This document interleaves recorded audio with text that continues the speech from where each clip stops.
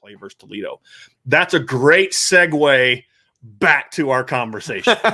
Very, very well done, Truman, getting us back on track. So let's get back to Toledo and Notre Dame. And I'll say this, if the freshman skill players are going to play, the defense is going to have to make stops early. Yes. That to me is the big key to this game, because when you look at, we're going to get to the scoring offense and defense now, right? You look at those numbers for Toledo. It's kind of like what we talked about of the Notre Dame offense against Toledo defense. They're very similar. Very good scoring offenses, very good total offenses and defenses. Not great in the red zone, really good on third down, right? That's how these two teams are.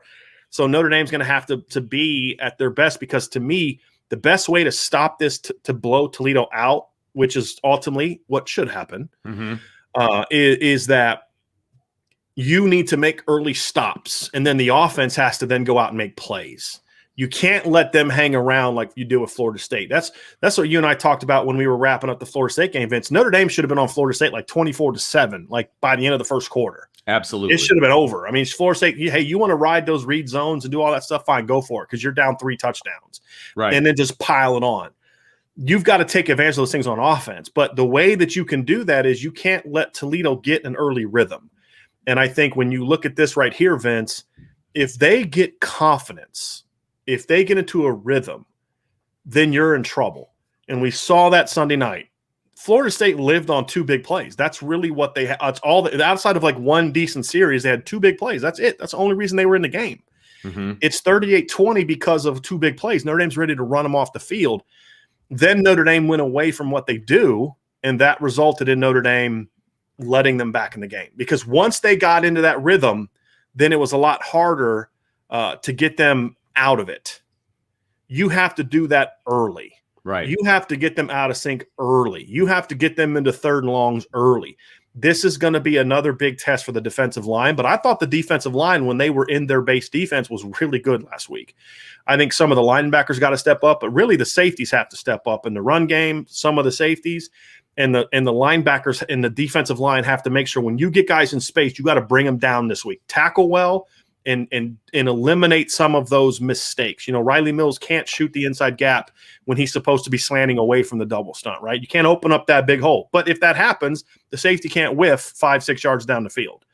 Clean up those mistakes, because if you can keep Toledo off the board, or you know, you look at that red zone number right there, Vince, if you can make them have to kick field goals instead of touchdowns, that's all of a sudden they got 3 scores, you got 3 scores, and it's 21-9.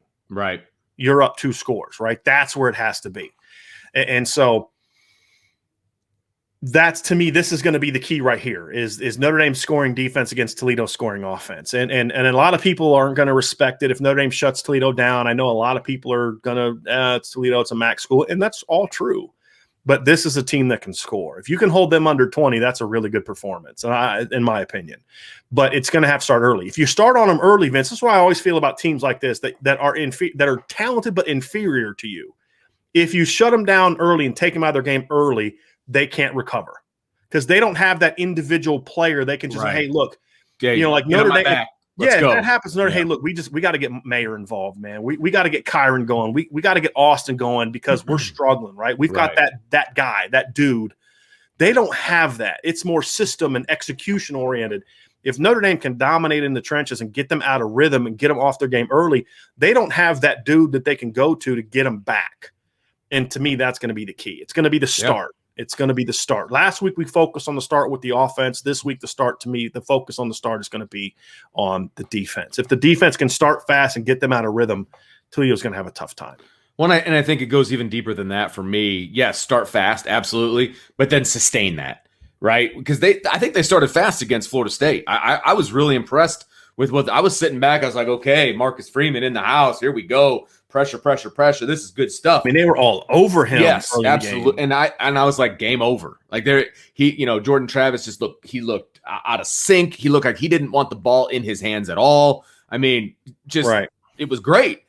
They need to sustain that, right? And I have complete faith that Notre Dame will come out fast on defense. I do. But can they sustain that the rest of the way? And can they sustain it with the next group of guys, right? Whether that's piecemealing it in as you go when you're still, when the game's still a game, or if they put all the twos in or whatever when the game is later on. I want them to keep their foot on the gas defensively. I don't want them to get back in that, okay, we're just going to play base defense and we're not really going to get in the backfield and blah, blah, blah, blah, blah. Like, I want pressure. They got to keep that up. That has to be their identity, and it needs to be their identity from the first whistle to the last whistle. That's where I'm at. And so it's a little bit further for me. Yeah. It's gonna be an interesting test, Vince, and I think that's the key is and again, when we mean test, understand where we're coming from. It's not a test where we're like, oh geez, if they don't play their game, they're gonna get beat. Right. I don't believe that. I think they'd have to collapse to lose this game. It's more about building for the season. And to me, this is kind of that type of team that presents a good enough challenge to where you've got to play well to win the way that you should.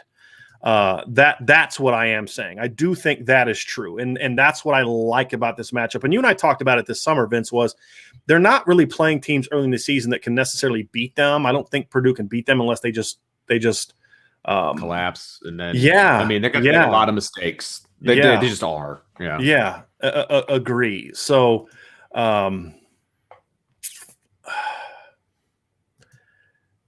that's, I know you're kind of at a loss for words. I'm still trying and to I'm also got I'm trying to get people out of it. I'm trying to kick people out of the chat and blah blah blah blah blah. Well, that one that keeps coming back, I was starting to get an error. I kicked him out so many times. Yeah.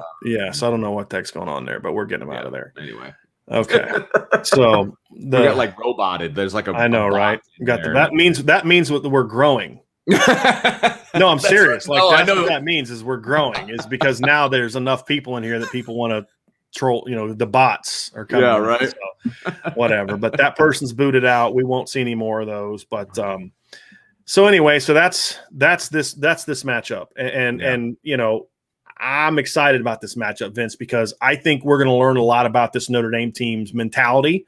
We're going to learn a lot about this Notre Dame team's leadership in how they respond. After the game you just had, if you come out and you're thinking you're just going to roll over Toledo, that tells me this team has a leadership problem. Big time. Yeah. At a coaching and more so at a player, because this is a player thing. This is a player. The mentality thing is a player-led thing. I know we like to blame coaches for everything, and we've done some of that in tonight's show. But when it comes to being ready to play a game, I think that's just as much on the player's leadership on the player level than it is at the coach level, if not more so sometimes. And so to me, I want to see that. I want to see this team fired up. I want to see them come out hungry, angry even, that people are doubting them or that they had to, go 4 quarters against them. I want to see them come out and say, hey, we're going to put this one away quick. You know what I mean? It's kind of like that mentality of remember when they lost to Georgia. And I remember Drew Tranquil is a strong Christian kid and never swears. It doesn't seem like he's always got these really nice things to say. He's always got a smile on his face. And after they lost to Georgia, he had his hood over his head, and he was like, you could just tell he wanted to scream. He was like, I just feel really bad for the teams that we're going to play moving forward. And it's fine to say that, but then they went out and did that. They went for over 5 bills on the ground the next week against BC. You know what I mean? That's leadership. That's leadership. And it was Drew, it was Q, it was McGlinchey, it was the leadership of that team that said, hey, no more. Right. Because Brian Kelly, and this is a defensive, Brian Kelly can say all the inspirational things he wants to say. If the leadership is at the player level isn't strong, it's going to go in one ear and out the other. Right. That's where accountability has to be in a lot of ways when it comes to how do you respond to adversity. And I think this team's going to respond well to it. And that's what I'm looking. I guess that's partly where my excitement is sure. I want to see what I believe to be about this team confirmed, which is I think the leadership is going to be there, which is why they won the game Sunday night. Absolutely. Because if they didn't have leadership, I agree. Look, when that game went into overtime, to be honest, I think I might have said this after I thought they're going to lose. Because Florida State had all of them. It was Texas 2016. And I remember people bringing up Texas 2016 before that. I'm like, come on, guys. It's going to be Texas 2016. This is a different program now. But when they went to overtime, I was like, yep, Texas 2016. Yeah.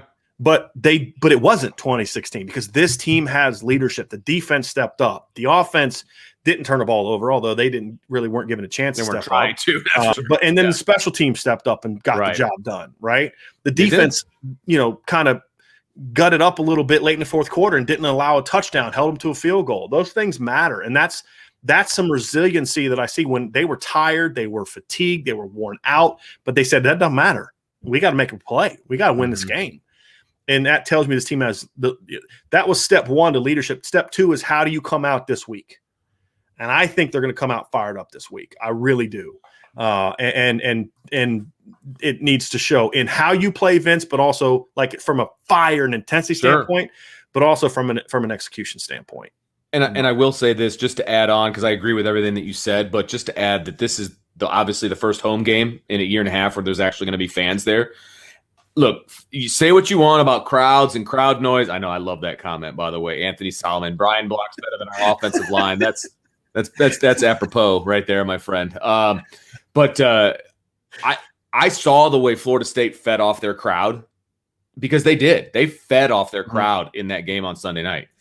This is going to be the best crowd that Notre Dame Stadium's ever seen for a MAC opponent, okay? Because it's been so stinking long since there's been a full stadium there.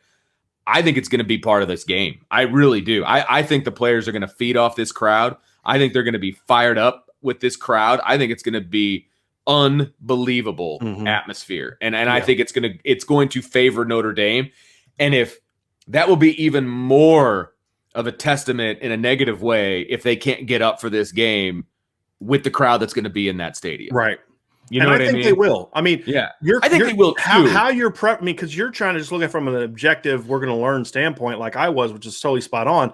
I think they will, Vince. I mean, you kind of said it, but I mean, do you think do you anticipate, not do you hope that they will or think that they will, but do you expect them? I mean, do you feel this team has that kind of player-led leadership that they are going to come out and respond the right way? Well, we're talking about the defense, right? And I believe, but I think it feeds off each other, you know. But I believe number one, I think there's really good leadership on the defensive side, right? And that comes from the players and the defensive coordinator.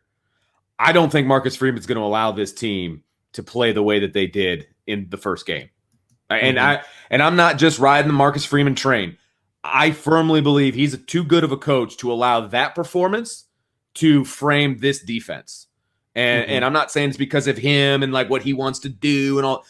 That's called being a leader of a defense. I mean, that's exactly right. And he's too good of a coach to allow that to be his product. And so I firmly believe that they're going to come out fired up. They're going to come out with a whole new attitude because of the leadership with the kids and because Marcus Freeman is the head of that defense. So I absolutely think it's going to happen. Yes.